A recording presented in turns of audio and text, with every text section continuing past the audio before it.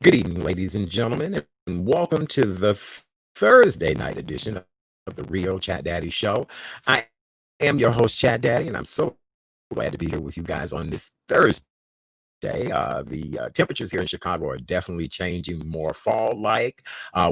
We're expecting to drop down into the high 40s overnight this evening, and the weather forecasters are forecasting some type of precipitation, that nasty word that we don't like to talk about, could possibly come in over the weekend. I want to apologize to you guys if the audio is a little choppy right now. I promise you, once we add our co-host in, uh, it'll clear up. I promise you it will. I don't know what that issue is, but it will clear up in just a little bit.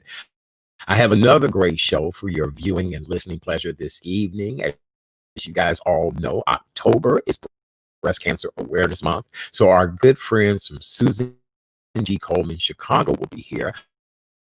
Susan G Komen Chicago will be celebrating their 23rd annual Race for a Cure. But unfortunately, due to COVID-19, this will be the first time they've ever had to go virtual. And so tonight, their executive director will be here to talk to us about them going virtual for the first time. And then October is also Domestic Violence Awareness Month. And tonight, we'll meet domestic violence victim, turned survivor, turned author, and now advocate Yolanda Carter will join us. And she's the author of the book, One-Eyed Witness. Well, our guest co-host tonight is a young lady who's been here with us before. We just love and adore her. She's a health and wellness advocate. She also is an ADA 25 advancing leadership. Well, she's in training right now to become a fellow. And I'm very proud of her for all of the wonderful steps she has taken. Ladies and gentlemen, welcome back to the show, my good friend, Miss Michelle N. Johnson, better known as Michelle Shell. Hey, Michelle, how are you? Hey, I am doing great. How are you this evening? I'm actually good. I'm wonderful. It's my Friday. It's been a beautiful week here on the show. We've had a lot of just great discussions all week long, and just waiting for fall to do what it does. It's getting colder Yes. outside.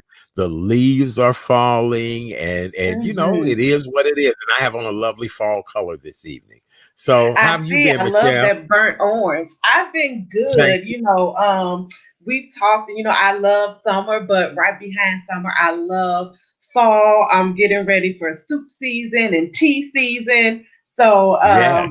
planning to go shopping this weekend to get some stuff on deck to make some soups over the weekend. So I'm loving, the transition into fall as well. Well, you know what, Michelle, we may have to have you on one night because I've been watching some of your cooking on social media. And I must admit, my dear, you've been doing some doggone things. And then you also go to one of my favorite stores, the store that everybody used to be ashamed of shopping at. Now everybody hmm love that store. It begins with an A. And Yes, yeah, so we may yes, have to I have you love on. it. Yes, good. Well, I would Michelle, love to do it. okay, good. Well, listen, I'm so proud of you that you are becoming a fellow of a fellow with ADA 25, and that just really does my heart good. But ADA 25 is also looking for more people who want to be 2021 ambassadors. Oh, not ambassadors, but fellows in hopes that they hmm would turn into ambassadors, much like yourself and I. So let's talk about the need to get some great people for ADA 25. Sure. Well, it's been no secret. I've been talking about it all throughout the year. As I learn, I share about my experience with ABA 25 Advancing Leadership. And I just think it is an amazing opportunity for persons with disabilities, especially Black people and people of color, to become a part of this program to give you the tools that you need to help our voices be heard, especially in the times that we're in now. It's needed more than ever. You're absolutely right. And what people have to realize when you are either a fellow And or if you want a membership to the organization, you have to be someone with a visible, non-visible, or acquired disability. And I think where so many people of color have a hard time understanding is that, if you now have diabetes, if you've lost your eyesight, if you're having mobility issues, any of those type of things are acquired disabilities. We so often think that, people who are born with a disability or as a child developed a disability, that's just the disability. No, it's a broad spectrum of situations and circumstances. And people have to also realize it's just not physical, it could be mental.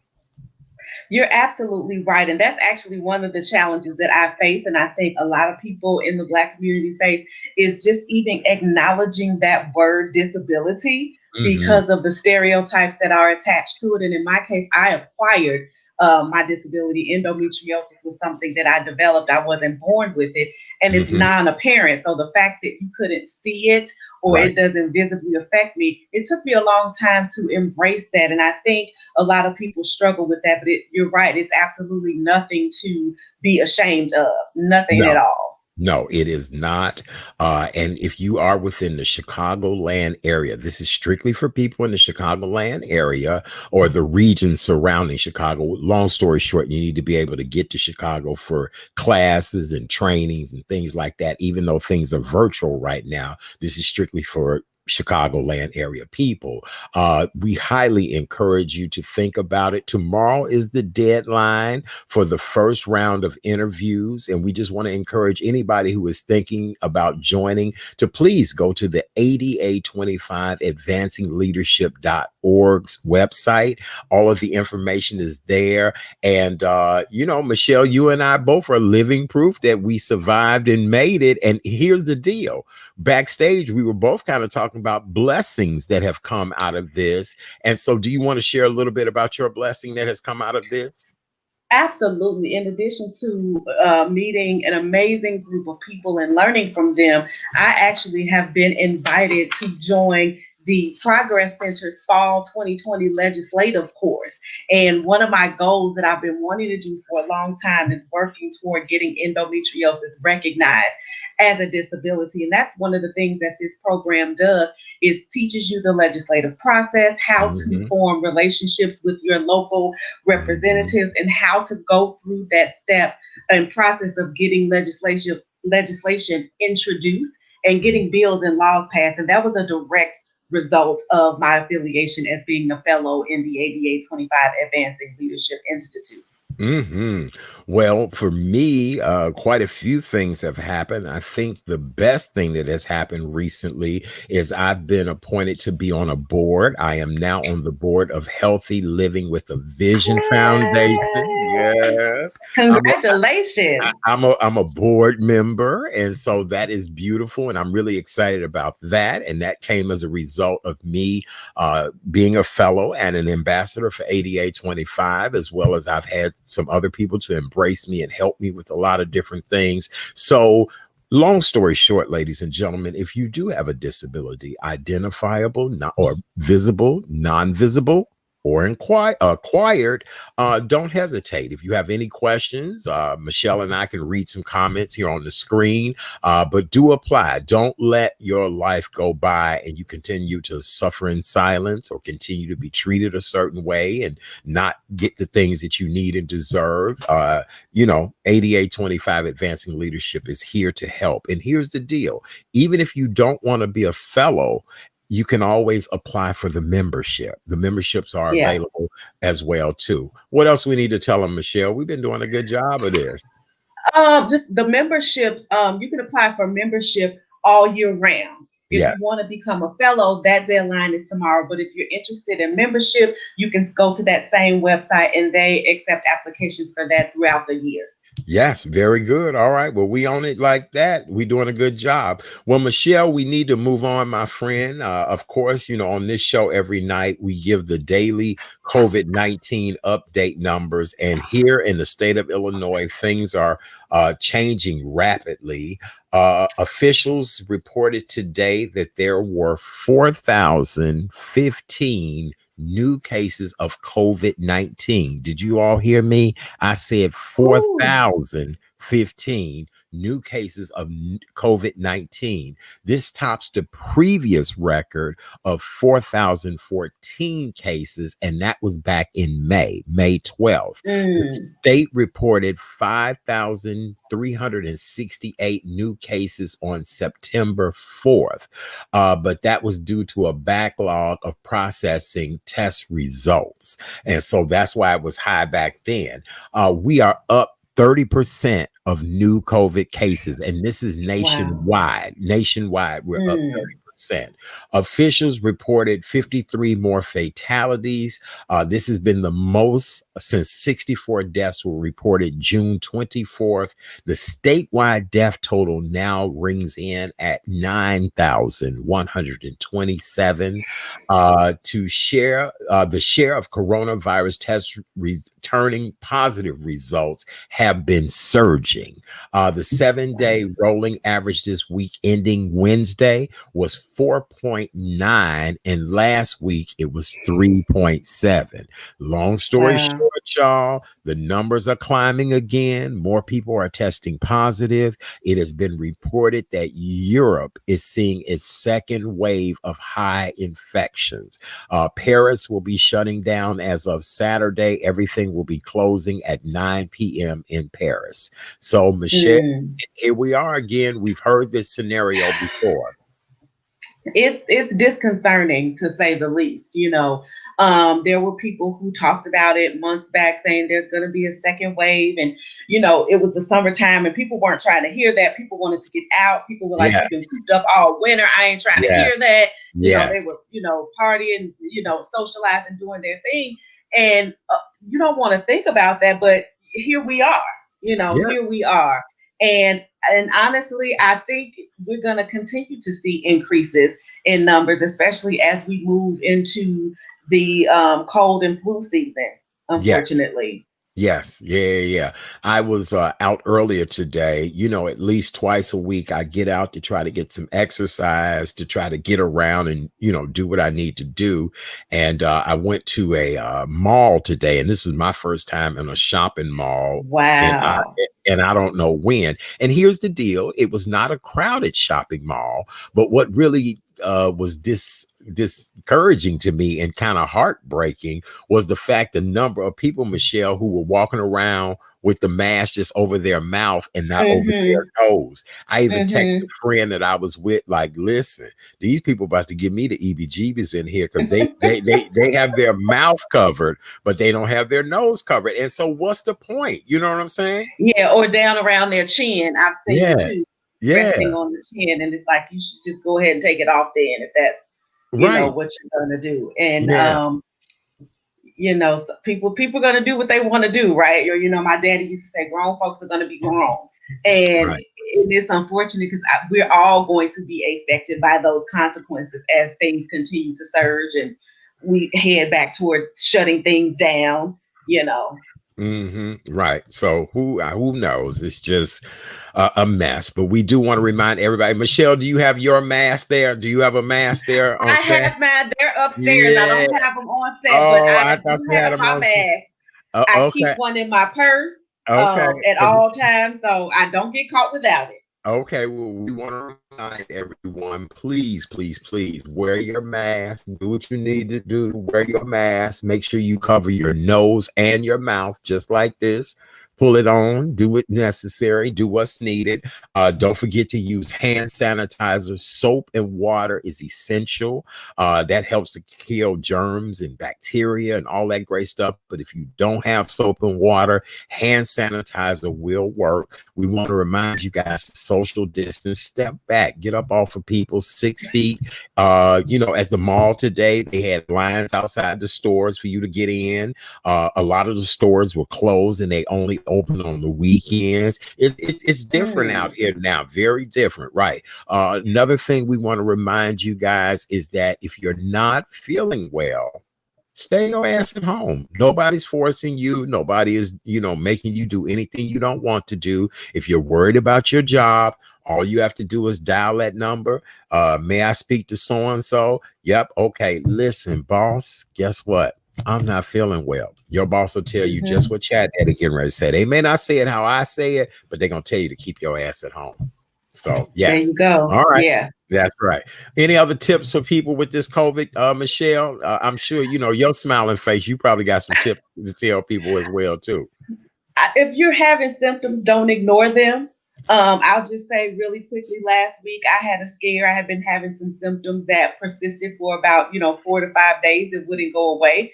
And I just made an appointment at the urgent care and I went in and I got tested. Thankfully, I did not have COVID. I just had, sinus flare up, but was better safe than sorry. So if you're having Mhm. symptoms, don't ignore them. Err on the side of caution. I agree with you 100%. If you're not feeling well, you guys go and get it checked out. I know 3 people right now who are dealing with pneumonia. I know a couple of people right now who are having excessive body pain. I'm one of those people. So, you just have to realize, is it COVID or is it something else going on? So just be very careful and be very mindful of your health, right? Exactly. Absolutely. All right. Well, Michelle, you're doing a good job so far. You act like you've done this before. I think Right? I know. you act like you've been in the co-host seat before. Okay. Hey now. Hey now. All right, very good. Well, Michelle, we are 19 days away from Election Day. This is the big race for the White House. Our current president, Hmm. President Donald J. Trump, and his entire family are battling COVID. We found that out about, a week or so ago, that they all Hmm. had COVID. Well, at first it was him and the wife, now the son, the teenage son. Yes. Our Democratic candidate, Mr. Joe Biden and Miss Kamala Harris, they've had a few campaign workers who have come up with COVID-19 as well, too. But we really need to stick to the issues at hand within our country right now. The fact that we have a global pandemic that is wiping people out. People are sick. Nobody knows exactly what happened with this virus.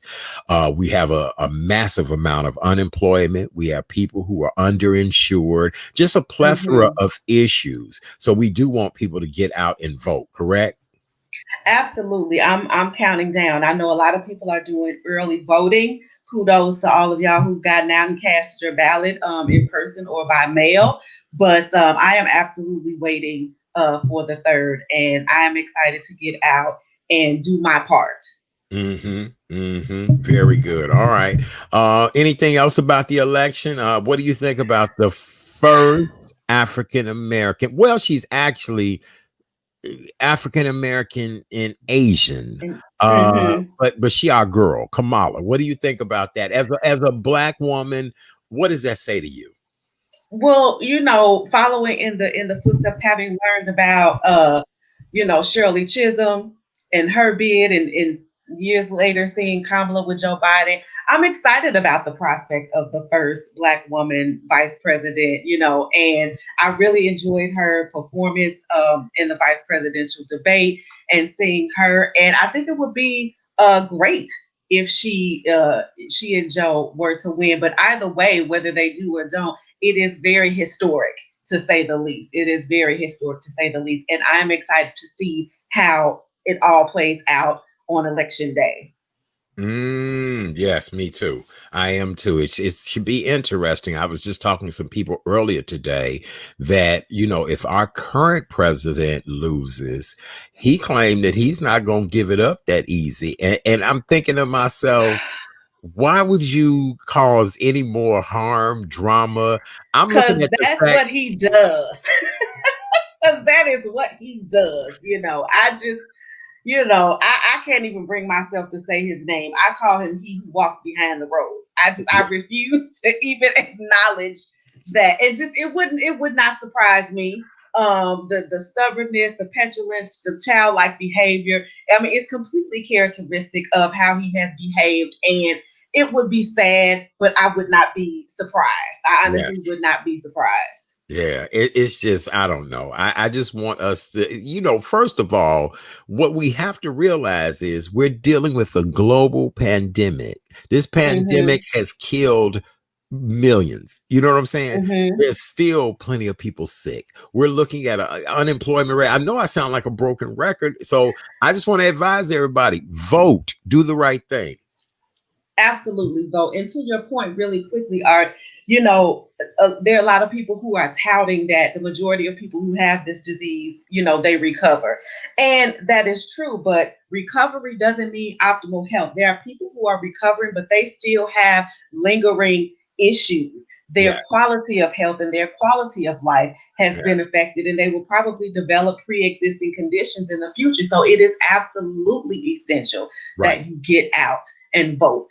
Yes, yes, it is. Well, as you guys all know, this is Relationship Thursday, and tonight I've dedicated the show to self-care. A lot of people are still shut in. I know a lot of people are afraid to still go out, don't want to go and dine anywhere, do anything. So we want to talk about the importance of self-care. And so Michelle happens to be a health and wellness advocate. And so, Michelle, you actually have some things that we can kind of do to promote self care. Right. So, I'm ready when you are. Let's start with your tip. Absolutely. So, yeah, a lot of people don't know that my profession, I am actually a licensed massage therapist for the past 17 years and health and wellness educator. So, I know a little something, something about healthcare.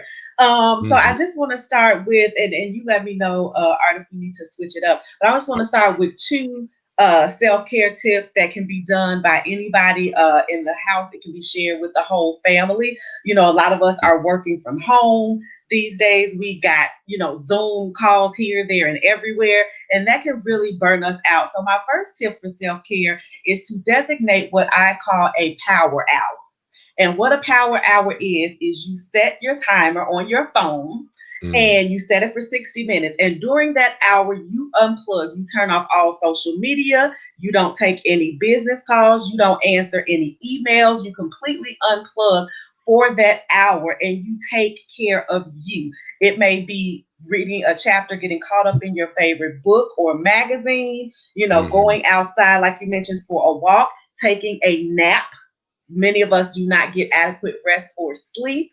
Um, Fix you up a nice cup of tea or a cup of coffee and sit outside on the porch. And you talked about watching the leaves and enjoying this weather out Mhm. before it gets too cold. But whatever you do, step away from that computer for a full hour and you don't plug back in until that timer goes off. Mhm. Call it Mhm. the power hour. Okay. Another tip is there's an app that I really, really love called Ambio. And I'm a person, I love nature, I love the water. So going to the beach is one of my favorite places to be. But of course, thanks to COVID, there was no beach bumming this summer, right? And so No, no. Ambien is an app of nature sounds. It has a wide array of everything from birds chirping, the waves, the rain. And I just find that to be So, really so is relaxing. it something like this, Michelle? Coo, coo, coo, coo, coo, coo. Coo, coo, coo, A coo, little bit, a coo. little something like that. Is Yes, it something like this? yes, yes. And I love that. And what I love about that app is you can set a sleep timer so you can have it going at night to help you relax and help you drift off to sleep. And you can also set it for your alarm in the morning so you awake gently and restfully and peacefully instead of being startled by an alarm clock, and I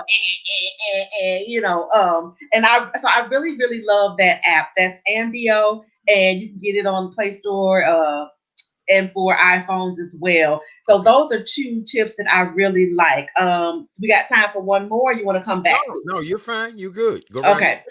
And the third one, of course, being a massage therapist, getting a massage, right?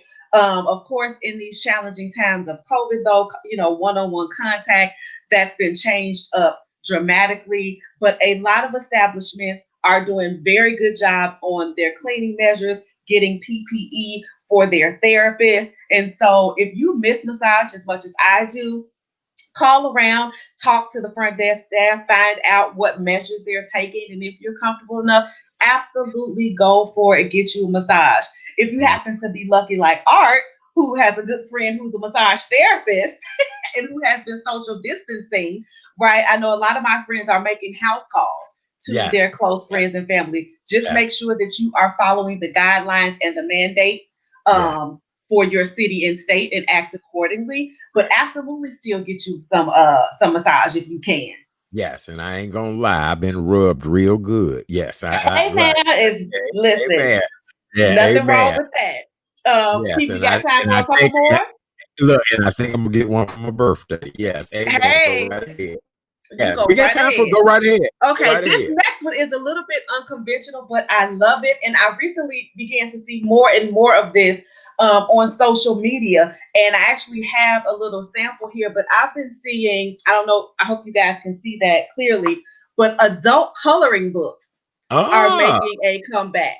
This book is of a friend of mine who is an artist and a scientist, and she has combined the two to make these really great and unique designs.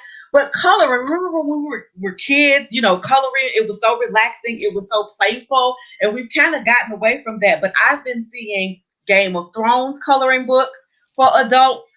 There is coloring books that use like adult language in little mhm, jokes and little sayings. I've mhm, seen African themed coloring books. So that is something you can do with the family. mhm, If it's you, grab you a glass of wine, put on some nice relaxing music, break out the crayons and the colored pencils, and you will be surprised how soothing that mhm, is to take you back, to your childhood. mhm, Getting down to the last two, I talked earlier about a power hour.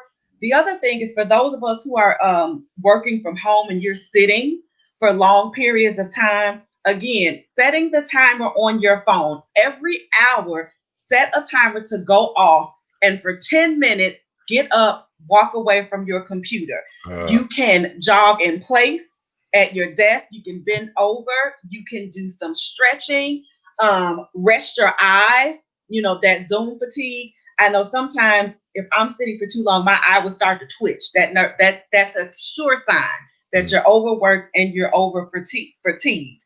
You mhm, can do some jumping jacks, stretch out your leg, but for every hour, take a 10-minute break and get up from the computer. mhm, And my last one here is a favorite that everybody loves and everybody talks about, and that is the use of aromatherapy, right? mm, And there are tons of ways to use it, tons of different oils that promote relaxation. But of course, lavender is one of the most common ones that everybody knows and one of the least expensive ones. And two quick tips on how to use lavender for relaxation. If you're having difficulty sleeping or unwinding at night, you put 1 to 2 drops. That's all you need because the oil is so concentrated. 1 to 2 drops of lavender on a cotton ball or a little cotton square and rub it together and slip it in your pillowcase. And that oh, way you intermittently inhale the lavender throughout the night, and that helps to relax you and helps to get you to sleep. mm, Another way you can use it is to steam it in the shower.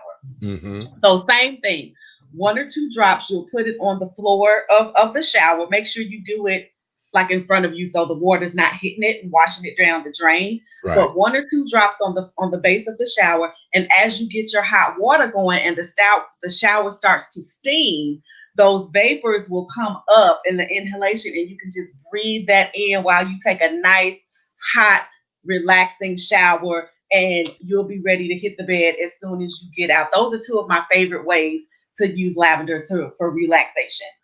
Well, I'm getting ready to go to commercial, and we don't even have commercials on this show. And I'm getting ready to go get me some lavender, and I'm just gonna lay myself out in lavender. I love I it. Yeah. love it. Yes, yes. Well, I have a couple of tips as well too that I want to share with our audience tonight. Another thing that you guys can do is set and maintain a routine at home. A lot of you all had routines prior to COVID shutdown, where you now need to have routines here in your home. I'm the type of person, I hit the floor every day at the same time. That's got to do with my age and bladder, but still, I have my coffee and morning juice at the same time. I do certain things, at the same time every day, and that routine is still the same as it was, before when I Mm-hmm. was doing, before COVID came along, And so you must do that. Same way with your children. I saw a lot of children in the mall today, and I'm thinking, shouldn't they be at home In learning? school. Yeah. So make sure you set routines.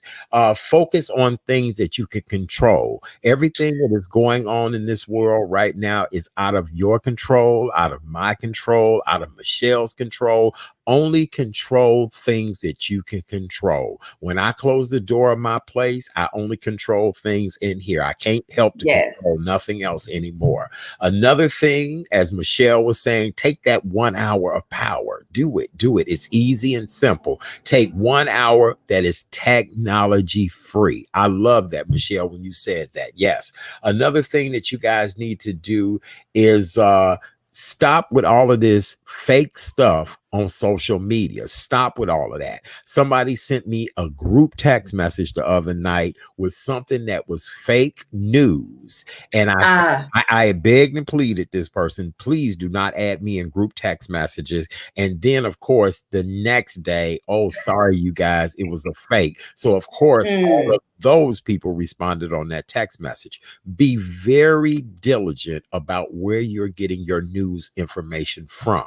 Prior to getting on this show, we do our very best to try to bring you the best and most accurate news stories. Oh, and we do want to make a retraction. Yesterday, we were talking about the fact that Kanye West was born in Oklahoma. He was not. He was born mm. here in Chicago. His grandparents were born in Oklahoma, or mom, but he was Got it. born here in Chicago. So we do want to correct that mistake we made yesterday. Another thing that you guys need to do is monitor your diet. Now that we're at home, we're baking more, we're cooking more, we're trying these recipes that we never had time to try before. And so we want to encourage everybody to monitor your diet.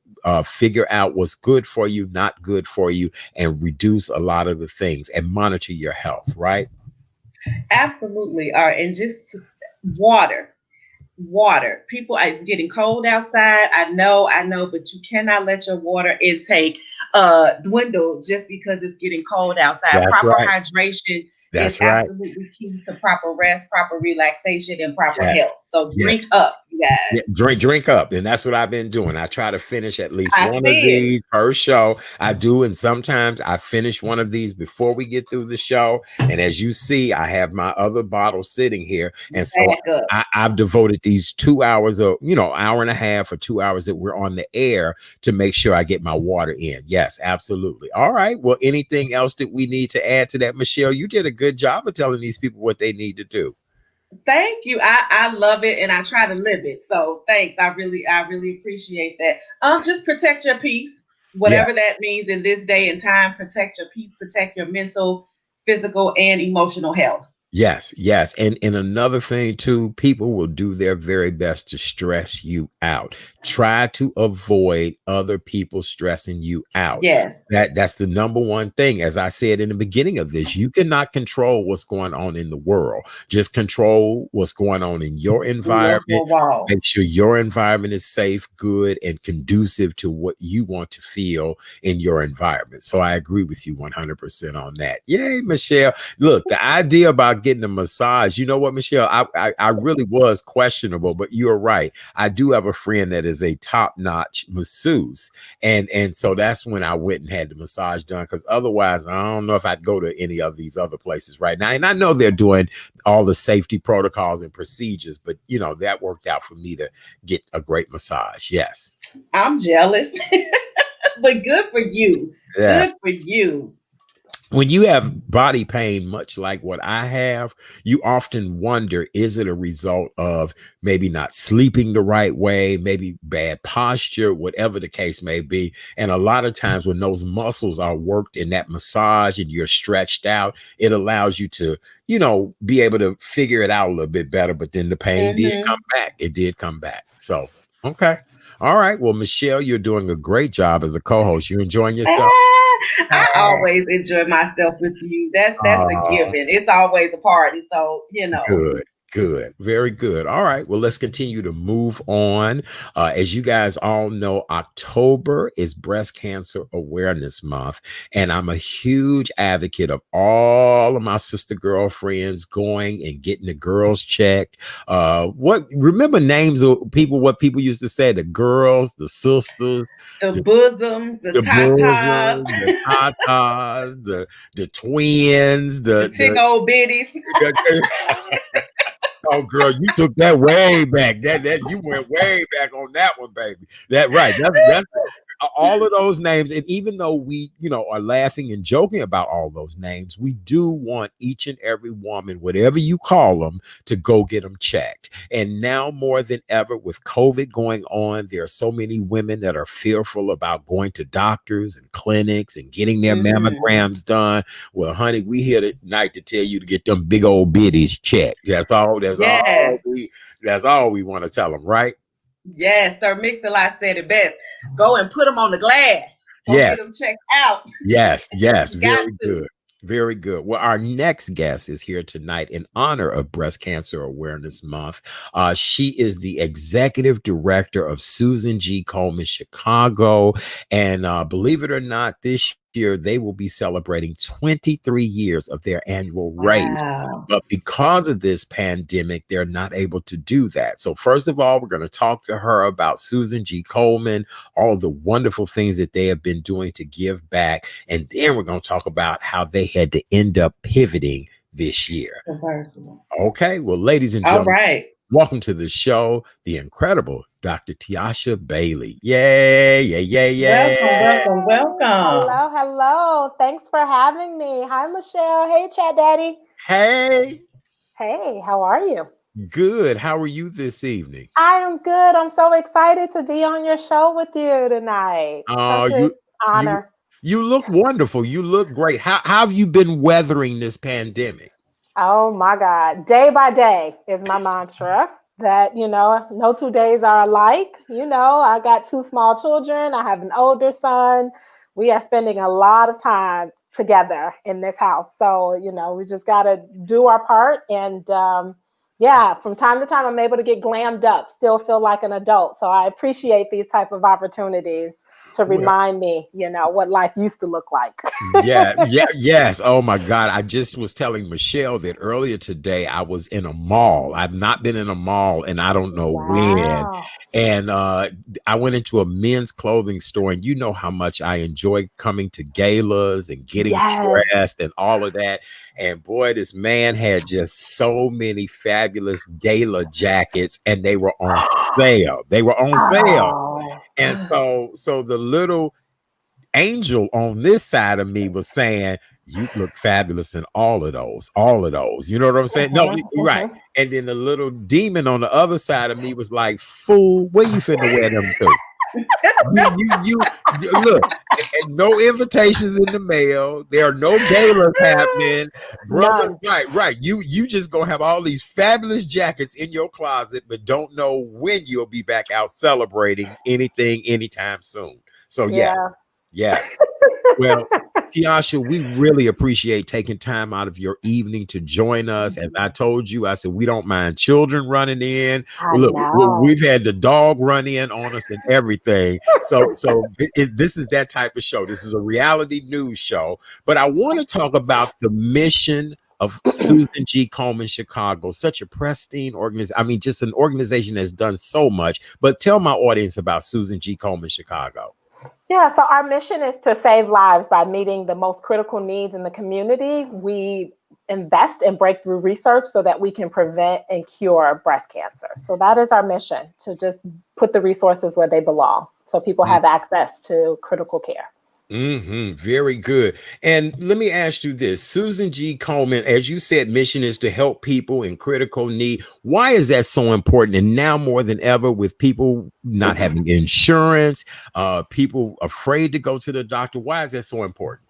Yeah, it's important. I mean, even though we are amidst a pandemic, we know breast cancer doesn't stop. And I don't know, I have yet to meet someone who has not been personally impacted by breast cancer.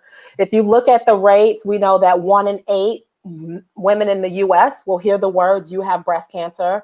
But we also know that the rates for dying from breast cancer are very different for Black women versus white women. And that here in Chicago, that rate is as high as 40%.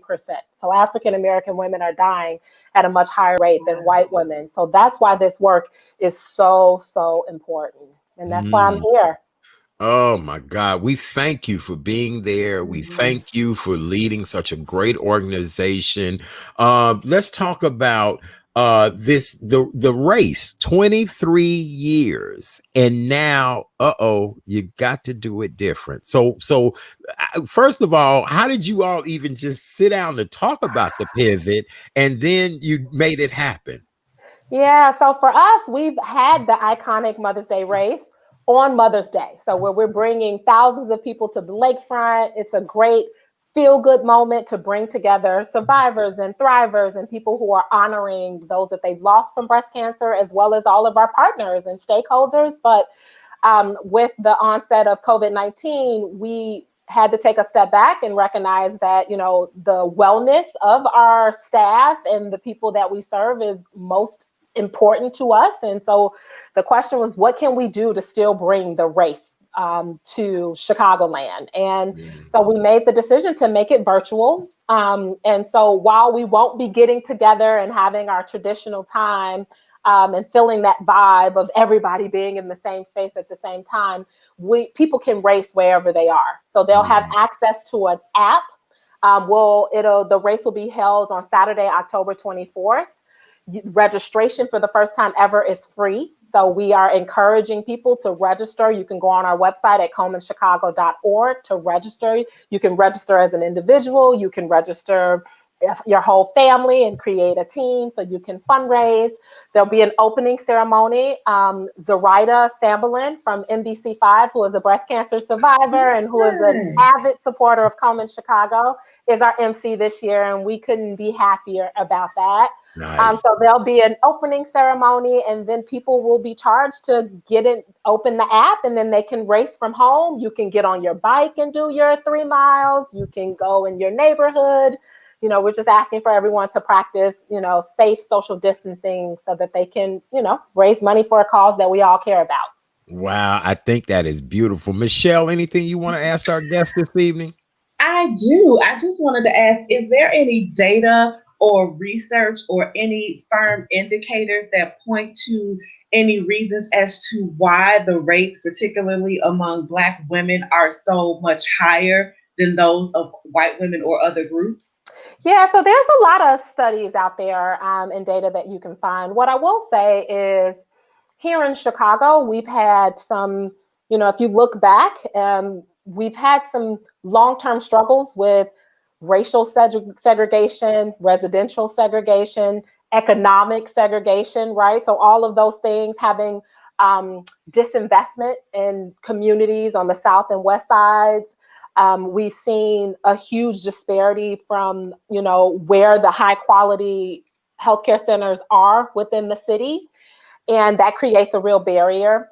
Um, some things around kind of outcomes, we know that African American women are often diagnosed with more aggressive cancers than white women, right? Mm. So your genomic profile and things that accounts for some of the disparities. But I want to, let everyone know that the research points to systemic racism as being kind of at the core of Mm. why you see kind of the systematic Mhm.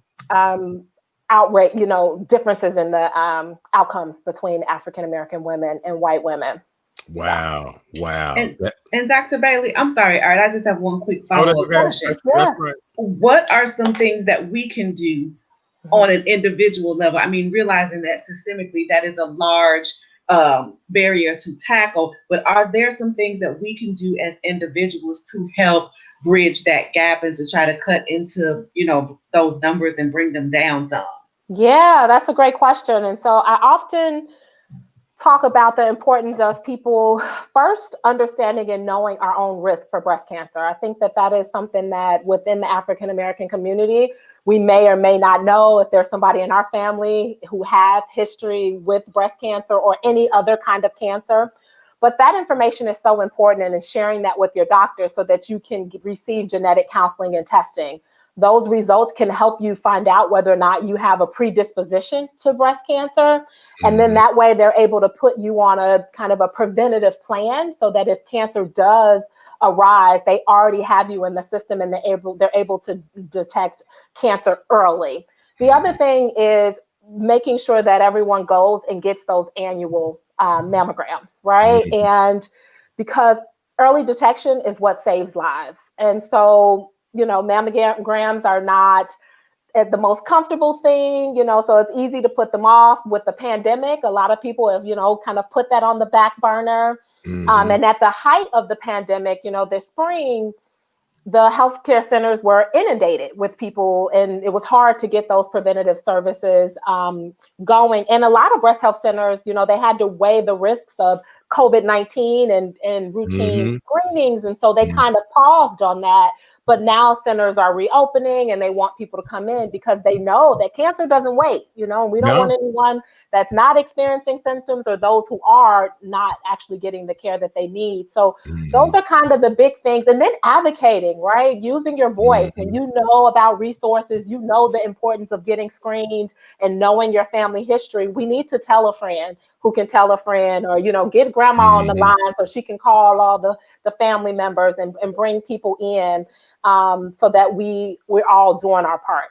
Mhm. Oh Thank my God. you. You're Yes, welcome.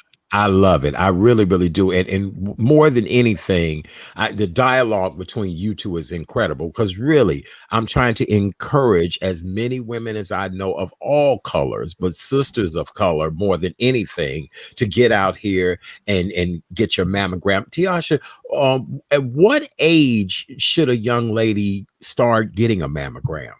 So it really depends on your family history. So, the guidelines say, oh, you get your first mammogram at age 40. But if you have family history of cancer, your doctor may determine that you should get screened sooner. So I have Mhm. two cousins in my family who were under the age of 40 when they got diagnosed. Most recently, my cousin Kathy, she was 32. So well Wow. below the age Oh. 40, but because she knew her body, she knew what normal looked like for her. She was Mhm. very persistent. She was her own best advocate and Mhm. really pushed for her doctor to get her screened. They were able to detect the cancer early, and Mhm. she's a survivor, and we're grateful for it. So, Wow. it's important to just know your body and be your Mhm. own advocate, and get the guidelines that work best for you. Well, thank God, both your cousin was able to be saved and spared from Hmm. oh my God, just Yeah. incredible in many different ways. All right, so what else do we need to know? I have along the ticker at the bottom, ColemanChicago.org. We're excited to help in any way possible here on this show and encourage as many people as possible to do the right things and help donate to Coleman Chicago, because you guys help people who cannot afford mammograms. It's just so many other things that people don't realize you guys do to support people.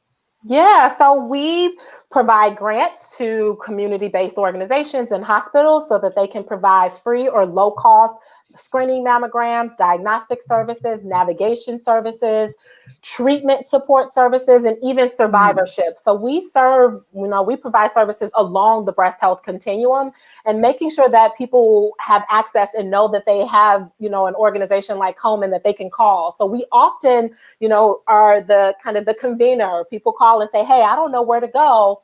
We have staff that could actually ask the right questions, learn about your insurance status, and then provide that warm handoff so you can, get the care that you need and that it's timely. I love it. I do. Michelle, anything else for the great doctor tonight? I do. Is when people go to the site, Komen Chicago, are they able to locate like resources or locations where they can go and get free mammogram screenings? Yeah, so on our website, we have resource information. There's also a ton of educational resources to learn more about breast cancer and signs and symptoms. So yes, check us out at ComenChicago.org. And if you don't see what you're looking for, pick up the phone and call us. My staff is ready and available.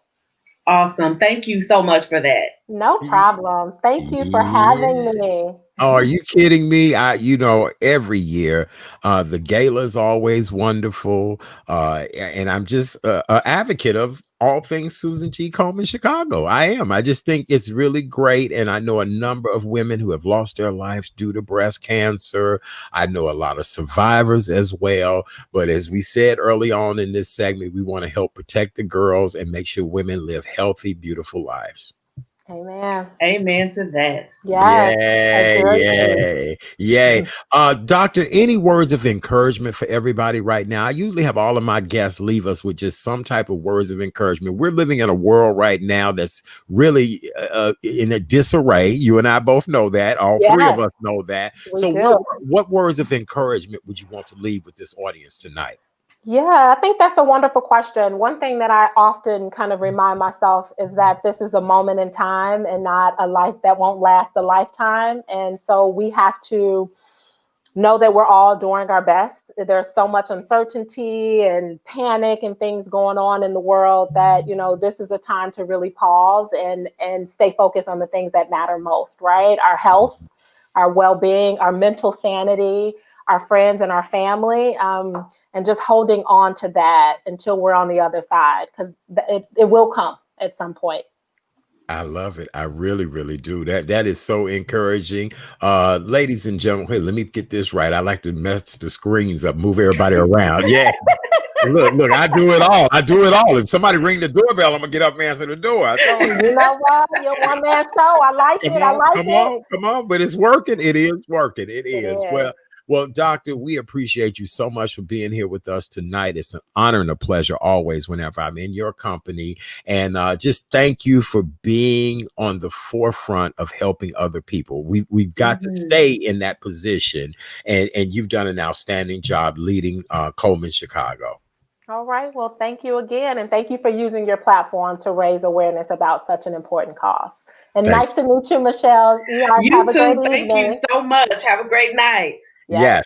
Ladies and gentlemen, Dr. Tiosha Bailey, Executive Director of Komen Chicago. They're having their annual race virtual next Sunday. Next Sunday for Next more. Saturday, Oh, next October. Saturday. Saturday, Right. October Look, 24th. look, I get up every day and say, what day Saturday. is it? This pandemic is wearing me out. I never know what day it is. You know what I'm saying? So I You're apologize. not alone. You're You're not right. It's alone. next Saturday, you guys, the 23rd annual Race for a Cure. Susan G. Komen, Zoraida Zamlin of Channel 5 News, Morning News. She's in my Yeah. ear every morning when I get up. She is. I love her. So be a part of it. SusanGKomenChicago.org. Thank you, Tiosha. We appreciate you so much and have a beautiful night. You too. Take All care. right. See you later. Bye bye. Oh my God. That was great, wasn't it? It was so informative, and I really like that she left the information about where people can go to get free screenings, because I know, especially in where we are now, finances can be a huge barrier for a lot of people. It can Honey. be a huge barrier. Right, Yeah. right, exactly. So do not let the fact that you do not have insurance be the reason why you don't go get your girls checked. Go get and Yeah. let ladies at all ages continue to go get your girls checked. All right. Very good. All right. Well, we done that one. Our next interview is a minute down the road. So maybe you and I can Okay. talk about entertainment news. And Yes. I was telling you before I came in the green room tonight, I was looking at an episode of Sanford and Son, and Sanford and Son is one of my absolute favorite shows. Always good laughs. You big old dummy. You fish-eyed fool. Fish eye food. You fish-eyed fool. And so guess what? They are now getting ready to do a reenactment of Sanford and Son, the latest sitcom to get a live reading treatment following the Golden Girls, Friends, and 227 will now be Sanford and Son. The stars who will be included in this will be Cedric the Entertainer, Lala Milan, Dwayne Wade. Cedric the Entertainer will play Fred Sanford. So what do you think about that? I think we better watch out, sucker. Right. Cedric, I'm really excited to see that.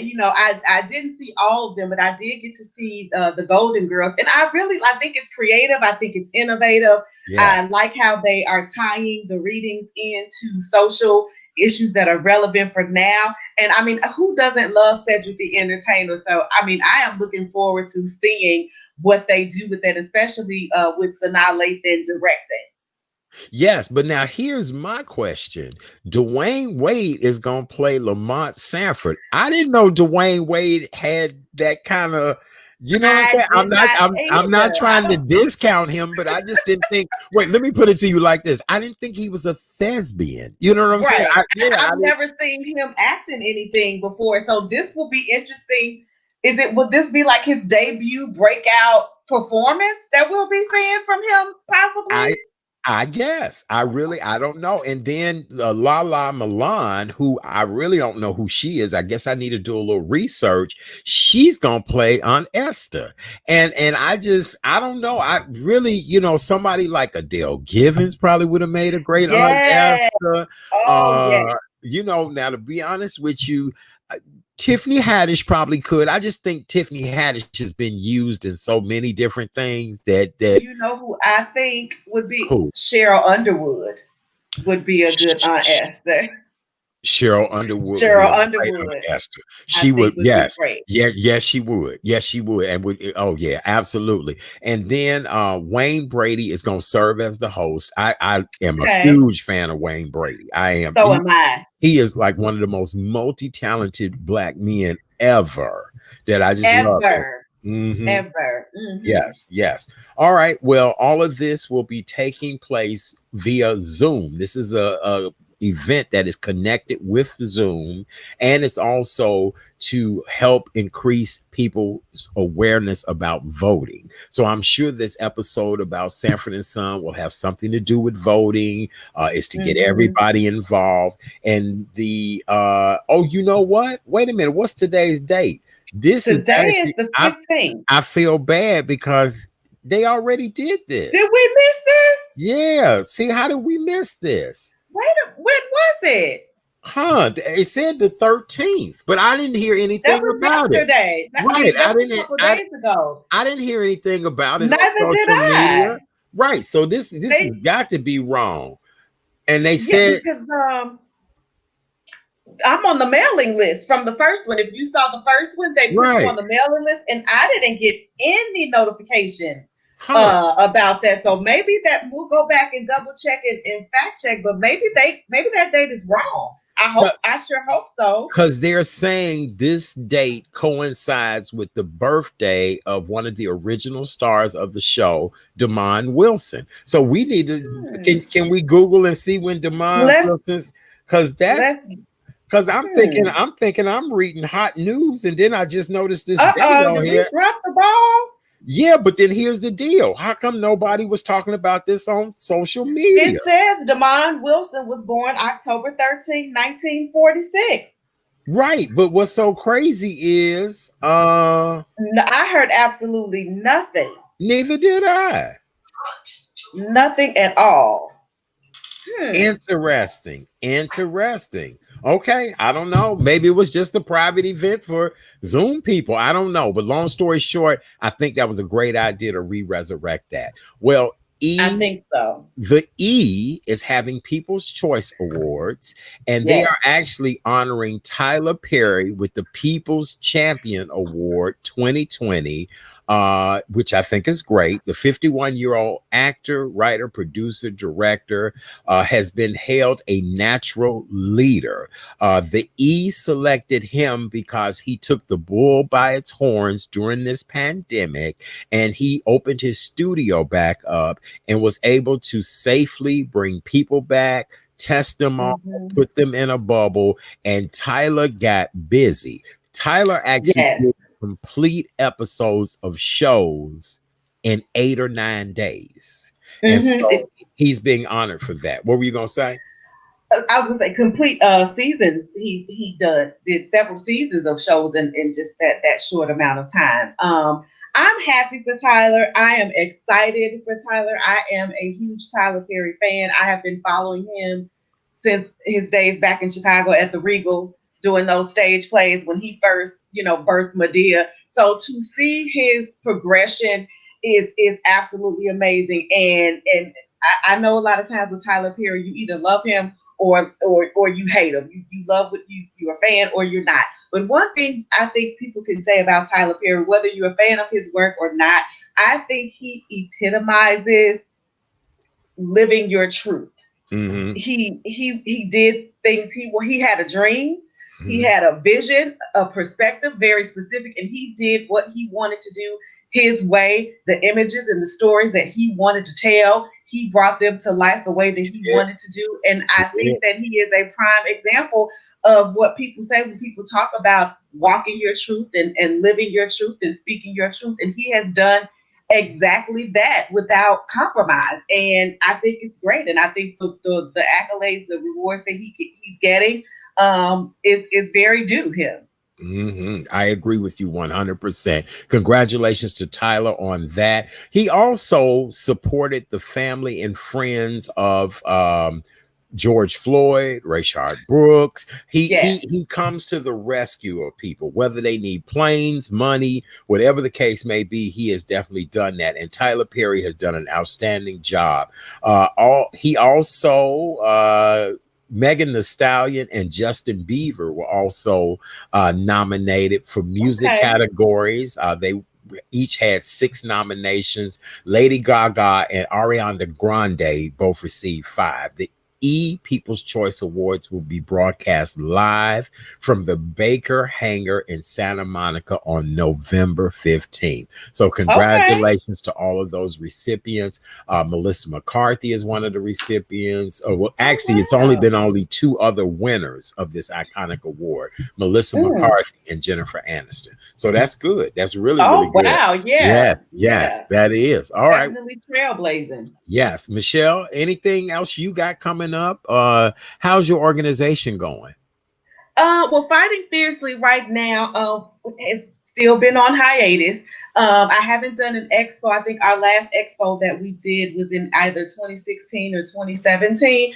And so what we've been doing now, like everybody else, is shifting to the social media spaces. Mm-hmm. So if you guys, have a minute when they're coming over to subscribe to Chat Daddy, look up Fighting Fiercely, subscribe to Fighting Fiercely. I have tons of educational videos about endometriosis, about adenomyosis, about disability awareness and education. And we've got some fun stuff. You talk about food and cooking early. I've got some good endo-friendly food reviews. So I think it's a pretty good space to go to get educated, now that we're doing everything virtually. So if you guys have a minute, go over to YouTube and subscribe to my Fighting Fiercely channel. And I bring you good content there as much as I can. I try to get something up a couple times a week, but kind of backlogs. But we're bringing some new stuff in for this last quarter.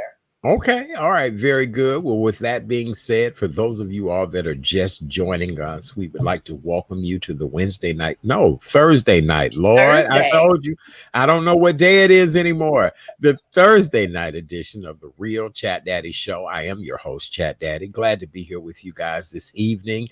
Tonight, it's all about self-care. It's Relationship Thursday. We thought we would switch it up a little bit and talk about the importance of you taking care of yourself and your family. We'd like to thank Dr. Tiosha Bailey, Executive Director of Susan G Komen Chicago, for being here to just explain to us the importance about you ladies having a mammogram, making sure you get checked. Also, men can battle breast cancer as well too. Mm-hmm. So just make sure you know your body and know what is going on with your body and stay healthy and safe during this pandemic. My very special guest co-host is a wonderful friend of mine, Michelle N. Johnson. Her organization is Fighting Fiercely. Endometriosis is her platform, but she also is an ADA 25 soon to be 2020 fellow, and I'm very proud of her for that. She doing the doggone thing. That's what you're doing, Michelle. You doing the dog. Oh, thank you. I'm Look, trying. what else is on your radar, Michelle? Look, soon I'm gonna have to get on your schedule. You know what I'm saying? Soon you won't have time to do this little peon show. You know what I'm saying? You won't have time Oh, no, never. First of all, no, never, ever, ever. I will always have time for you. But as you mentioned, finishing up with the fellowship program, as I alluded to earlier, I'm just starting in the legislative program. So that's going to be going another 8 weeks or so. And I am also currently in a certification program to get my credentials as a certified aromatherapist. So, to. talking about aromatherapy earlier, what's really great about the program is that once I complete it, we go beyond just like the smells. We're learning the science, the biology behind it, so that I can begin to teach people how to really use aromatherapy for the health and wellness and healing tool that it is. So, 2020 has been really crazy for me, but it's been a little sugar sprinkled on the crap, right? And Right. so I'm excited about this last quarter in 2020 with ADA, the 25 Advancing Leadership, with the different programs. I feel like when I'm done with all of that, it'll equip me and give me the tools that I need so that I can be of better service to the public, to my people, to my community, and so I'm really, really excited about that. I'm really excited about it. Very good. Well, I'm excited about what the future holds for you as well, too. Oh, You thank know, I'm, you. I'm, I'm serious. When I met you, and then I even mentioned ADA 25 to you, I said, listen, I said, no, Michelle, out of all the people I've ever interviewed, talked to, that have ever talked to me about, dealing with a disability, you were outstanding. And that was one of the reasons why I selected you to be there. And there you are. You've done a great job. But I just want to thank you for that because you saw something in me that I didn't see in myself. And isn't that so often the case, right? A lot of times we do what we do and we don't think about it. But it takes that second set of eyes to Mm. say, hey, there's something there and you should do this. And I was really afraid to do it, but I could not have more gratitude and thanksgiving for you for giving me that push and giving me that nudge and saying, you don't see it, but I see it, and go do it scared and go do it anyway. And it has been such a blessing for me. Absolutely. So thank you for that. All right. Well, you make my heart feel good. You really do. I Thank you. appreciate you. All right. So we're waiting on our next guest in the green room in just a couple of minutes.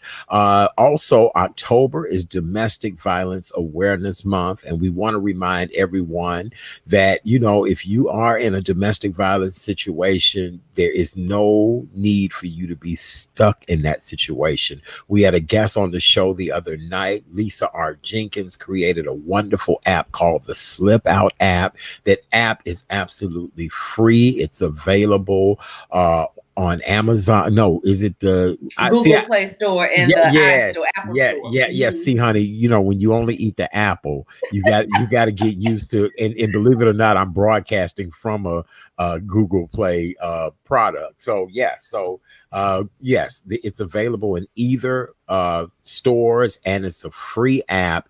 It gives you tips on things you need to know if you want to escape who's holding you hostage, all of those things. So please check that app out as soon as possible. All right, so our next guest is a young lady who I met probably about 4 years ago.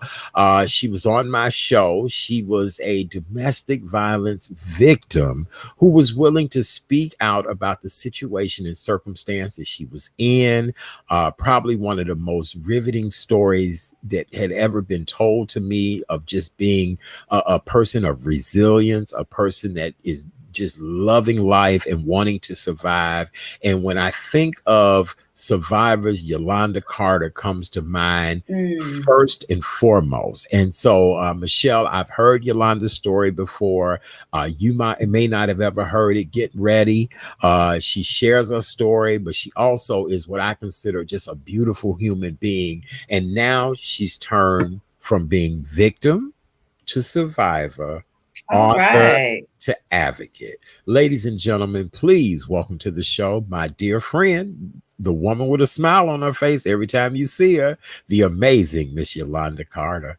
How are you, my dear? Welcome, welcome, welcome. Hey, Hello, everybody. How y'all doing? All right, all good, right. Good. Can good. you hear me good? We can hear you good. Can you hear Mhm. us good? Yes, I can. Very good. Well, Yolanda, every year I am always honored that you take time out of your schedule, no matter what platform I'm on, to sit down and talk to my audience, share your Yeah. story, and just to encourage and help people. And just and you're a beautiful human being. Yolanda, I'm gonna let you start off by telling your story of what happened to you, and then we'll get into how you've pivoted into becoming an activist. So go right ahead, Yolanda. Okay. Hello, everyone. How y'all doing today?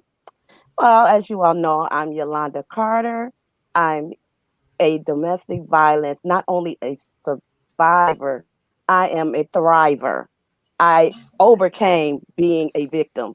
That's no longer for me. Um, I am a amazing person. Never thought that I was going to ever become a victim of domestic violence, but that was not my first go round of domestic violence. I was a victim years ago in my younger years, and at that time we didn't know what was called domestic violence because it was something that was shoved up under the rug. Didn't talk about it. We was embarrassed. So I had children by this person, and it was embarrassing for me to tell somebody because I didn't want people to look like, you know, man, you letting somebody do this to you. But he was older than I was. I was like 19 years old. And I can remember it was times that busted nose, black eyes, and I couldn't even look in the next car. It was just like, I was really terrified. And, I don't know if you all know what gaslighting is. When a person gaslights you and tell you, "Oh, you overreacting. Why you crying? I didn't do nothing to you. You just making that up. Trying to make like you are crazy." And Mm, that's some of the things that I've experienced. mm, So as time go on, I did not realize, Chat Daddy, I never could have imagined being in a domestic relationship after relationship until Mm. now. I realized every relationship that I was in, I was not physically abusive, but it was emotional, mentally, and verbal abusive. And at the time, we don't realize what these cycles of abuse is because these are things that we normalize all the time. So we mhm, don't recognize when somebody is making you feel they disrespect you, making you feel belittled, mental, emotional, verbal, psychological, even financial abuse is very mhm, difficult when your abuser takes your money where you can't even keep you from going to work. mhm, So it's important for us to make sure that we pay attention. We have to learn these red flags and warning signs. What the light, what we need to know is to make sure that we don't allow nobody to take our power away from us because domestic violence is nothing but a form of power and control. mm. And once Manipulation. Mhm, manipulation, manipulation. absolutely. Manipulation. Yes, it Threats, is. blaming, even with the Mhm, sexual assault, because a lot of times people go through sexual assault and they go through the domestic violence and sex trafficking. So all these are up under the same umbrella. These are things that we really need to focus on. We need to mhm, continue talk about it because these are things mhm, that it's like taboo. Nobody wants to talk mhm, about it. It's like an mhm. elephant in the room that we see it, but it's not happening. And a lot Right, of us, we don't talk about it because it's not affecting us. And right. because it's not affecting us, it's not, happening. Yes, well, Yolanda, that's amazing that, now when you think about it over the number of years, the things that have gone on, and the sad part is Mhm. everyone hopes to be in loving and nurturing relationships, and even they turn nasty. And that's what happened to you in your last situation. Can you kind of Yes. bring us Okay. up to speed with your last situation? Okay. Now, all right. Well, I met a gentleman. I was at a funeral. This was, and I want to say, I met him, I want to say 2007 or 8, um, around that time. It was a few young guy. He got killed, and he was at a funeral, and he was at a like a repast. And it was something about this guy. He was very debonair, had suited and booted, had dob, just the type of guy that I like, a little full dress guy. So he kind of caught my eye. Look, So look, wait. You ain't the only one. Hey. so Okay. You we kind digress. so we kind of got like kind of kicked it off. We was conversating, and we was at the repast when we was conversating. Then the next day I got a call from him, and he was like, you know what, can you come by or whatever, because I had a car, he didn't have a car. So I went by his house, and he was like, he cooked for me. And then he was like, you got some money in your pocket? And I'm like, well, I've got a little. And so he gave me some money and everything. I was like, oh, okay, you starting off like that. So that kind of like, how they woo you in and try to, they groom you. A lot of people don't know how a person can groom you and get you comfortable with them and will you in and making you feel like, oh my God, this is the person. So as time go on, he was still, even the family thought this man was very charming, very charismatic. I mean, he was so good that it was just too good to be true. Hmm. So as time go on, I start seeing a little bit of like ding ding ding, like a warning sign. The first time was we was at a little party. Um, Somebody hugged me, and when I went to hug back, he just instantly got an attitude like, "Oh, y'all been messing around," and I'm like, "What? You know how old school people, we just embrace each other. It don't have to be anything." So that was the first time, and then he stopped talking to me the rest of that whole day. I was like, okay. And I had to convince them, like, ain't nothing ever happened with me and this guy. So as time go on, that was the first time. The second time, it was like we was at a party. He invited me to a party. No, no, that's not the second time. The second time, me and my cousin went over to his house because he was going to give something to my cousin. So I'm still in a relationship already. Now I'm gonna, I'm very transparent about my life. So I was already in a situation already, but that's why it's important to always close one door before you open up another one. So I Hmm. was already in that situation, but it was already going sour. So it was not something that I was just, but I was doing me. But at the end of the day, um, he got mad because I was talking to my boyfriend, my current guy, and he would get mad. So as I got off the phone with him, he grabbed my phone and threw my phone down the alley. I was like, oh my God, what am I going to do now? This man already, the guy that I was with, he was paying my phone bill and, had me on his account. So what am I going to tell him? What happened? So I had to make up something like, man, my phone, I lost my phone. So I ended up getting another phone. So that was another warning sign right there. And I never seen him get angry. But then it started escalating. Then he started calling me names. Then he started calling me the B word. Oh my God, when he called me the B word, when I tell you, when somebody can call you something, that tongue is like a sharp-edged sword. It just like it did something to me.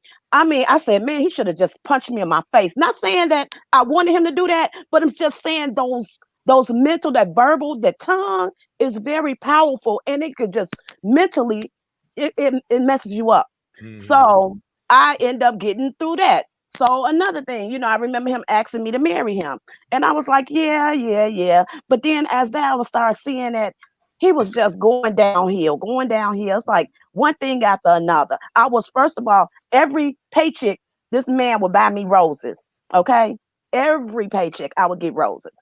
So as I was, just going, I'm a very outgoing person. I was a line dancer. I was just going out doing these events and everything. So I was just doing me.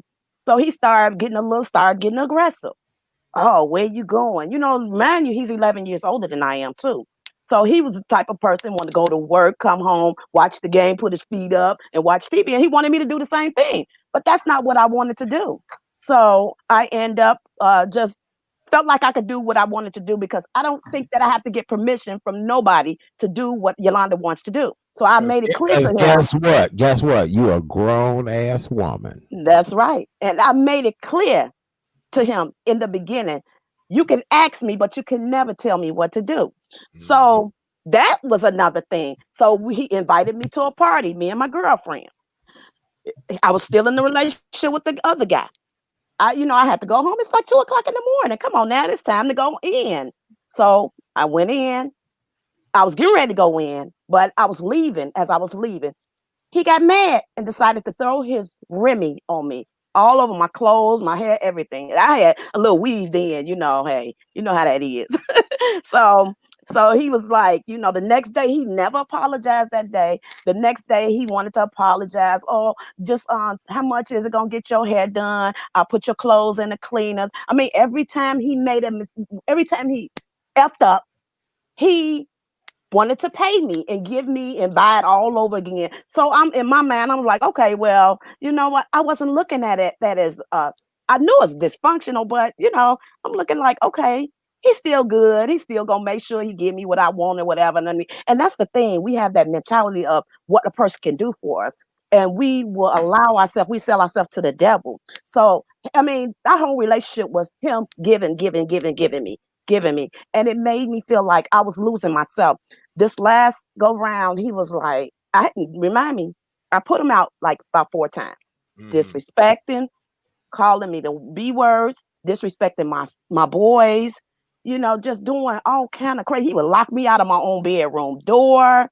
When I would just all kind of stuff. I mean, it's so much stuff. It's just hard to remember everything, but it was just so Mm-hmm. much stuff that I Yeah. did go through, but it was not physical. But there was one time he did grab me and he bust my lip. So I was like, oh my God, my lip busted and it's big and swollen. I didn't want to tell my family or nobody that because I was like, maybe they think he did it on purpose, but I don't know if he did it on purpose or not because his force was very forceful and he had some big hands. So when he Mm-hmm. grabbed me, he busted my lip.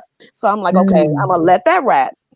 So as time go on, it just started going hill. He started like, when he would go to go put gas in my car, he would be gone for a while. And I was like, what the heck is wrong with him? So I look in the bank account because he had me on his joint account and he made sure you get your money off top, whatever you want. Don't even worry about it. And then would get mad at me if I didn't take the money. So that was another thing. So leading up until the time before the incident happened, Mm-hmm. I want to say March, it was in March.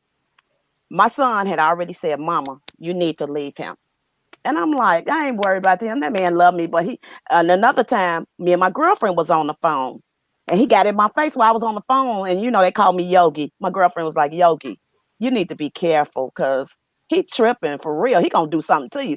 And my other girlfriend, before the incident, she said, Yolanda, the Holy Spirit told me that man going to do something to Mm. him. And I was like, Mm-hmm. girl, that man ain't going to do nothing. He loved me. So that's Mm-hmm. I didn't because I had those blinders on. I didn't think Mm-hmm. he made me feel like I was so special. He was like, he'll call me in the morning. Good morning, morning star. Good morning, Mm-hmm. sunshine. Good morning, beautiful. So it made me feel like, okay, he got me. He even told me, go and quit your job. And I was anticipating not to, but I ended up quitting my job. He's like, I got you. And he had me. And that's what I fell victim of all those good things that he had for me and not even knowing all them roses he was getting prepared for my funeral. But to God be the glory. March 22nd, 2016, I remember it so well. It was like a normal day.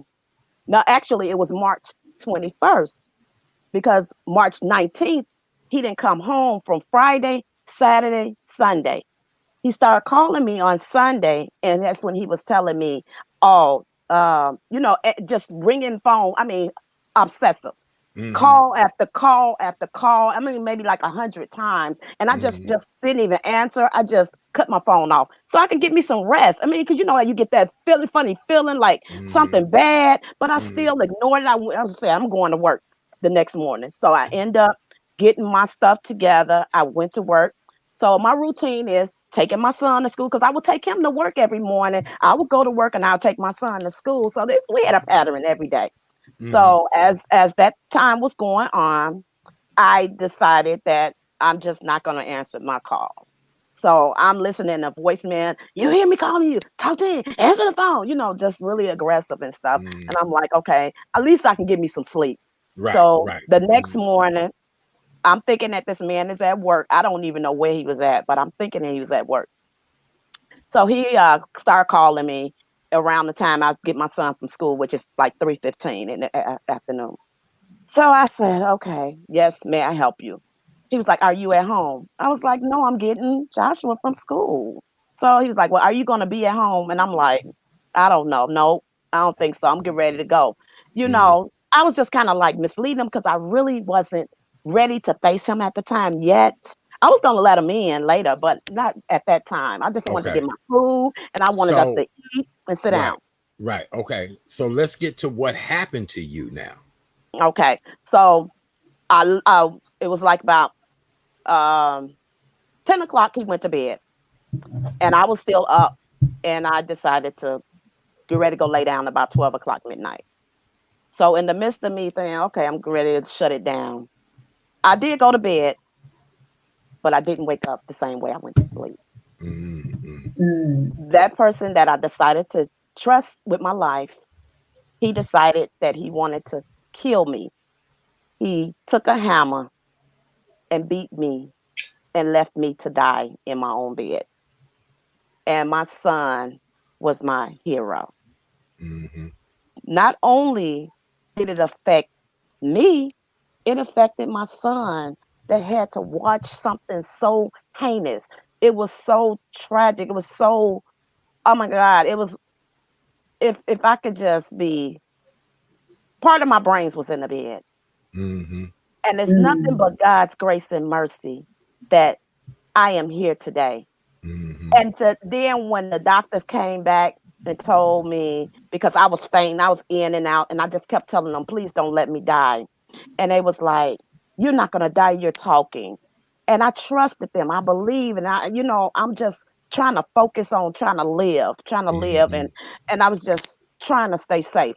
So, mm-hmm, all I can remember is that we can't do anything for her here at this hospital. She's in really bad shape. So they had to send me to Mount Sinai to the trauma center. And that's when mm-hmm, they had to remove my eye. They had to put a metal Mm. plate in my skull.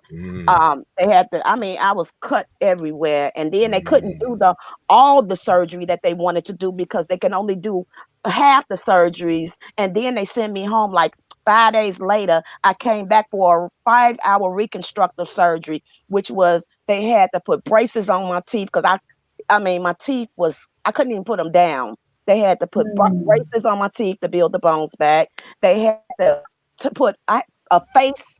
Oh, what's that? You see, it's still swollen. A mm-hmm, face full of metal. I mean, Mm. from front, all this was metal. And because of the metal caused infection, my face was running infection. I mean, it was just, I was kept telling the doctors, I said, something ain't right. My face is feel like it's about to crip walk off my face. It's like mm-hmm, burning on the inside all the time. And it was like, oh no, you just have to sit up. Just sit up. I've been sitting up for the last 3 years. I've been sitting up in the bed propped up ever since then. So I was like, something is not right. So guess what? They end up finding out it's infected so bad that it's infected my bones. So guess what? They Ooh. had to keep going in, kept going in. They started taking all the hardware out. And then they had to take all the bad bones out and then had to use my arm. You can see this. Oh, oh, yeah. Well, my arm as my donor. So they had Mm. to use that. So this is Yolanda. You looking at me 13 surgeries later. This is My not, God. mm-hmm, this is nothing but God's grace Mm. and mercy. I had to mm-hmm, turn my pain into purpose because I knew when I laid there in that hospital bed, everybody that came to see me, they would cry. And I'm like, what y'all crying for? I'm alive. And I just mm-hmm, choose to, I wasn't challenging my emotions yet because I was just like, I'm just so happy and grateful that I'm here that I didn't even worry about everybody else crying. They were so concerned. I thank God for the support system. I thank God because I have a purpose. God allowed me to be a domestic violence outreach advocate for Metropolitan Family Services because I am now, and I want to help people. I don't want to see no one else to Praise live God. and walk in mm-hmm, the shoe that I've walked in. I want you to Mm. know that you can still live your life after trauma because trauma goes a long way. Vicarious trauma, even from somebody just listening to my trauma, they can experience trauma. So it's important be Lord have aware mercy. because if it happened to me, it could definitely happen to anybody. My God. Any one of us, any Mm-mm, one of us can be a victim. And I think it's mm-mm, so important for us to be educated because not so many people believe this stuff is real. This is a very vicious cycle that needs to be broken. We need to stop and pay attention and let them mm-mm, know that this is real. Look at the warning signs, look at the red flags. It's mm-mm, always warning before destruction. And we mm-mm, just don't see it because we have those blinders on. We love them. Or do we lust them? Do we know what we love? Do we know if we love a person or do we lust a person? And a lot of times we don't know what are we doing. We just going through the emotions. We just going mm-mm. through the motions. And we think that we love a person, but we don't really know for sure. But then Wow. when somebody starts disrespecting you, when they start making you feel like you have to walk on eggshells, it's time to get out. But it is a Yes. safety plan. It's a safe haven. It's a safety plan, but you have to want to get the help. It's so Mm-hmm. many things out here. There's so much support out here. And people, I know a lot of people always say, I don't want to go see no therapist or none of that. That's not for me. But Mm. trust and believe, it definitely helped me. By me Yes. going through the services that I went through with Metro, it was so, I mean, that PTSD is not no joke. Can you imagine going to sleep and then all of a sudden you feel hearing something boom inside your head and listening to this man Mm. tell me that you're snoring, ying, ying, my head ringing. And I don't know how many blows it was, but it was so bad that I was really in bad shape. And Wow. I didn't know that I was in that bad of a shape because I was still able to talk. And then when the doctors told me, ma'am, we don't know who was praying for you, but people do not survive this. To God be the glory. You are a survivor. You are a Wow. Amen. miracle. You are a Mm. Wow. miracle. And Wow. it's just grace and mercy. And I'm just like, you know what? And then another thing with these eye patches, I just was like, I didn't know what to do because I just didn't see the vision. I was just walking around, had all that gauze on my face for a long time. Then my girlfriend, Terry Higginbottom, she made me some beautiful eye patches. I got an eye patch for everything that I wear. And then the doctors was telling me, they was like, I asked the doctor, I said, when I went in the University of Chicago hospital, I was crying. And I was like, can you fix me back? At least make me look like something. I was deformed. I was so deformed. I just was Mm. like hopeless. I was very hopeless. And then they was like, well, let's see a picture. Give us a picture before what you used to look like. And then we'll do our best. And I just was so grateful last year when they did that last surgery. I was like, oh my God, they made me look at least like I used to look. Because they told me Mm-mm, they couldn't make no promises, but they was gonna do their best. I'm telling you, I had a team of Look at doctors. God. I had I mm-mm, had God on my side. God was there every time those surgeons, he guided the hands of the mm-mm, surgeons every time. 13 times. Can you imagine somebody going up under the knife 13 times? I already survived a brutal domestic violence, near fatal attack, and then have mm, to go through all these surgeries after surgery. 3 years and a half of surgeries, in and out, in and out, in and out. And mm, they still want to do another one because it's still not right yet. And that's why I mm, still wear my eye patch. But I do have a prosthetic, but it's not, my face is mm. still, to me, a little Right. deformed. Right. So until it's fixed, I'm good. All But right. Well, Yolanda, you really are a walking miracle. You truly are. We thank God for his grace and mercy and healing over your life. Every time I Amen. hear your story, it just moves me. Michelle, do you have any questions for our guest tonight? I'm still over here trying to catch my breath. So I just thank you, first of all, for your transparency. you're Um, welcome. and to God be the glory that you are Yes, still here for sure. yes. Um, I want to ask, I have never dealt with physical domestic violence, but I have definitely been in relationships where there was verbal abuse, Mm-hmm, emotional abuse, mm-hmm. the gaslighting, the name Yes. calling, Mm-hmm. all of those things. And I just want to ask, can you give just maybe one or two quick tips of, you talked about the red flags early, because like you said, it starts subtle. And I remember growing up, there were things when you were in relationships and as a teenager and young woman, and you would think that they were cute. You know, Yes. he wants all of my time. He don't want me to Mhm. be with my friends. He loved me so much. Ooh, girl, he just want, The- and you thought that those things were cute, but that was really the beginning stages of the separation and the isolation. Can you Yes. speak to some of those small, subtle things that can happen that are the beginning stages, but people think that they're cute or that they're signs of affection or that he's really, really Yes. into you, but they're Yes. really things that we should be mindful about and look at as red flags. Yes, first of all, the charming, I mean, very charming, very charismatic. They make sure that first of all, they want to groom you into trusting them to make them feel like they got your trust and to get you comfortable with them.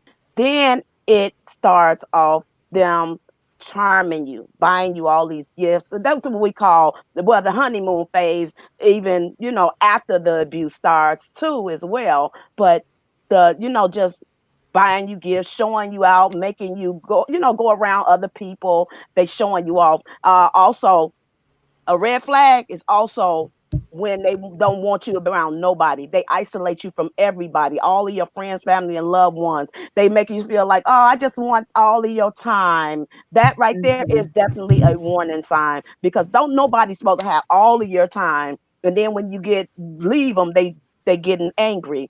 They also want to be very cautious of when they tell you, take that off. I don't like what you wearing. Mm, I don't want you. I only want you to wear that when you with me. Only when you mm, around me. Mm, So you have mm, to, and we think that, oh, okay, baby, whatever you want, we'll take it off. Okay. mhm, And mm. then they also will make you feel like, it's always your fault. You shouldn't have said this. You shouldn't have did this. It's your yeah. fault. Or you should be happy to be with somebody like me.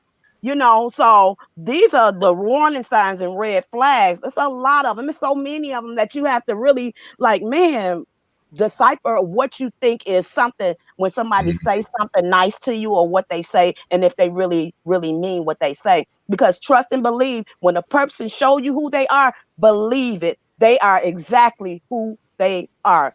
They not I'm pretending. with you. Yep, I'm They with not you on Amen. that. pretending. So, Yolanda, They're not. before we run out of time, darling, I want to talk about the book you've written, One Eye Witness. I Yes. love Mm. I love the title of the book. Woo. Tell us a little bit about what inspired you to write this book.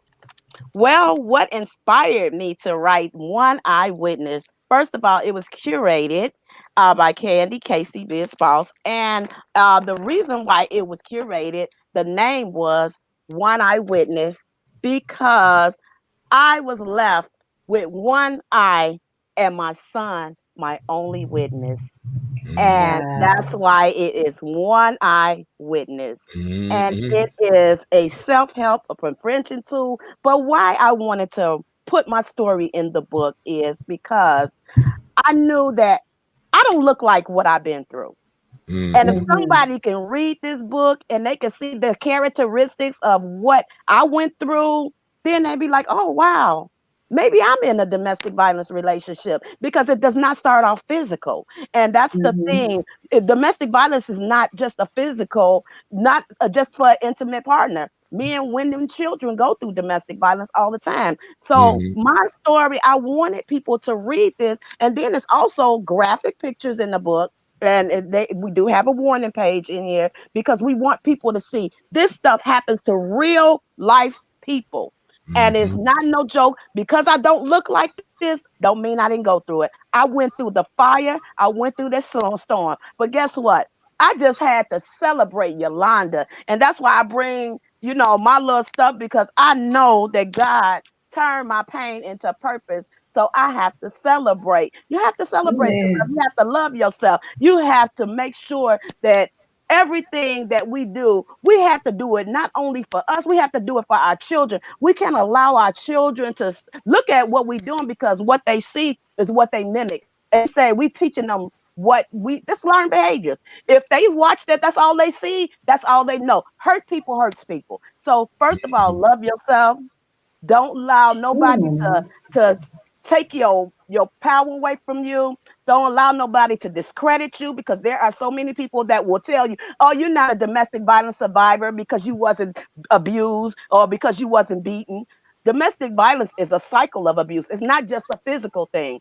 And also remember that we have to love ourselves. This self-care, self-love. And in this time of COVID-19, because all of us had a lot of anxiety, I even need to see a therapist again. So, it's a lot that we go through, and we have to make sure we make better choices and be responsible for our own safety. We have to make better choices in who we allow in our life, and better choices on everything that we do, because sometimes we outside looking in. We don't see it. Everybody else see what we don't see. So a person will tell you, oh, you shouldn't be with that person. But you know what? Oh, he ain't that bad. We always make excuses for bad behavior.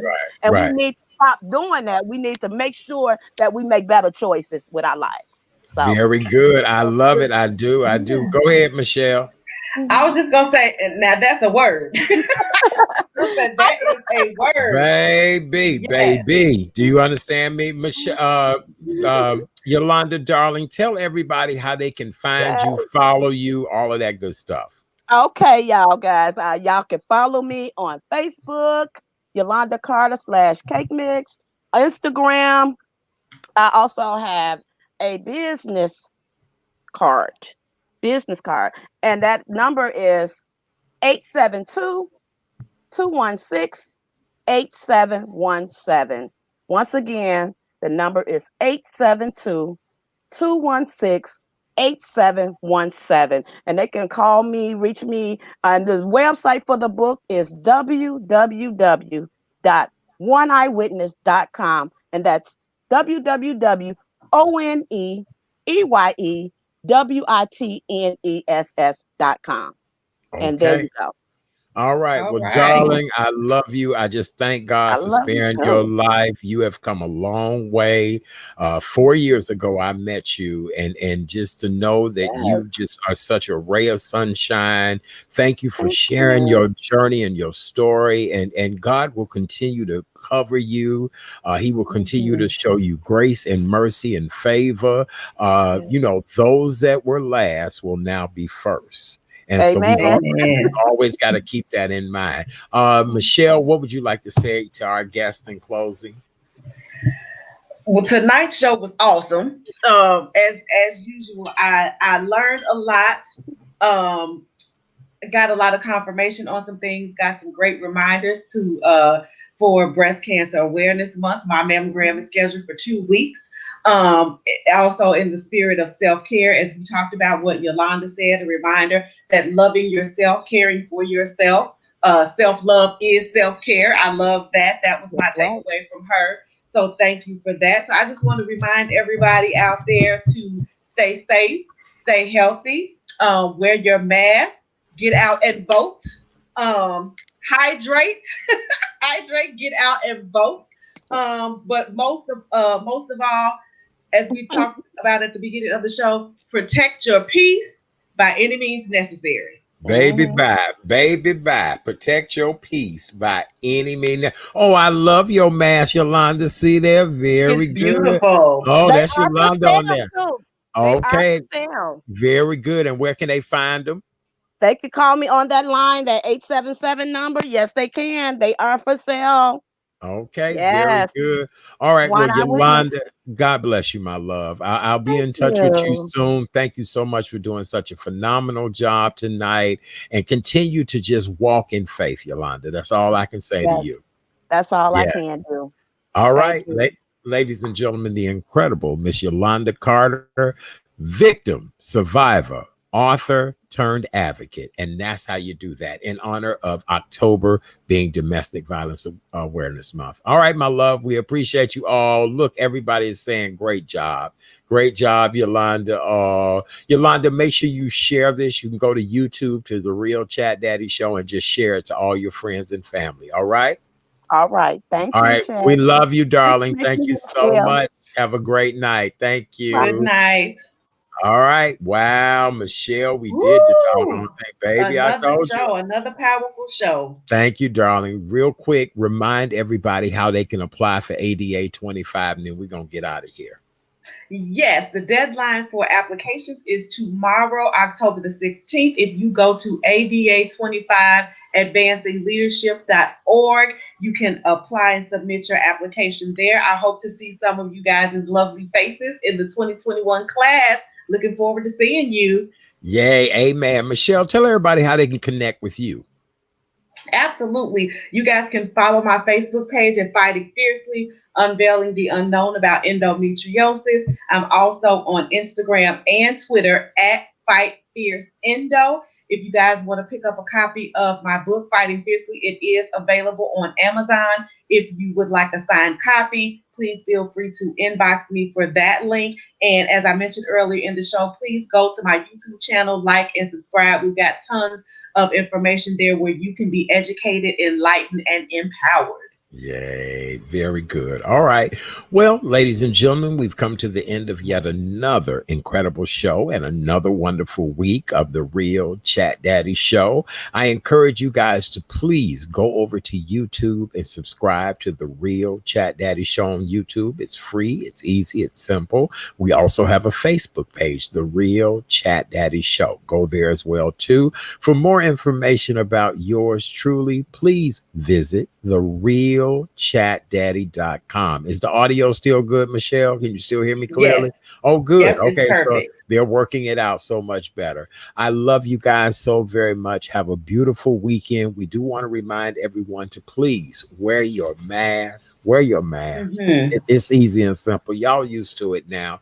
Please wash your hands as often as you can. If not, use some sanitizer.